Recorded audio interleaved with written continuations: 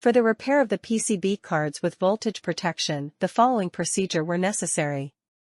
Replacement of various electronic components and general cleanup of the units. For testing we use 220-volt AC power supply. Channels 1 to 2 correspond to indicators 1 to 2.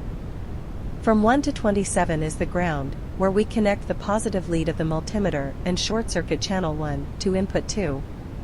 The protection works and limits the current to 58 milliamperes, as we can see on the multimeter.